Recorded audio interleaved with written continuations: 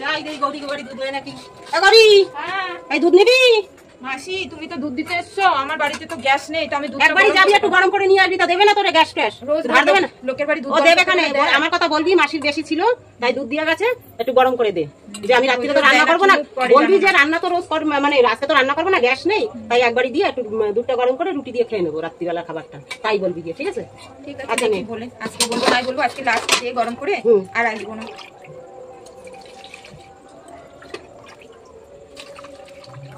আর দিও না। আর দেবো না, হবে তো? হ্যাঁ, আচ্ছা।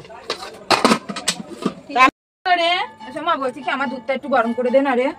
কি বলবো বলতো, আমার শখের মানুষ এমনিই গরিব, কি বলবো বল, আমার গ্যাসটা চলে যায় রোজ দিন। বাবা একটু করে দে, আজকে করে দে, আর ঠিক আছে আজকেই করে দেবো, কালকে আর আসবো না বাবা।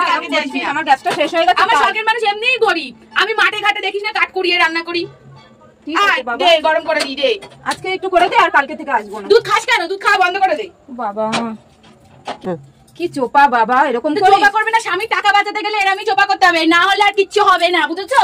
বাবা আমি ওর জন্য বাগান ছাগান দিয়ে কাঠ কুড়িয়ে এনে কাঠে রান্না করি, শখের মানুষের টাকা বাঁচানোর জন্য। ঠিক আছে বাবা, তোর গরম করে দিতে হবে। দুধ খেতে হবে না, তুই এরকমই থাক। আমি দেখছি দুধ না খেয়ে খেয়ে এরকম, আর তুই দুধ থেকে কি করবি? তুই দুধ না খেয়ে থাক। তোর মতো ঝগড়ুটে হবো, আর কি করবো? আমি দেখছি দুধ খাই না, তাও দেখছি কত গ্লেজ আমার। চোপাটাও তো তোর সেই বাবা, একটু দুধ গরম করতে এসেছি বলে যে কত চোপা করলি বাবা। আজকে করে নিয়ে যাই, আর কালকে দিয়ে আসবোই না। ঠিক আছে, দুধ না খেয়ে থাকবি, তোকে এমনি দেখতে সুন্দর। ঠিক আছে।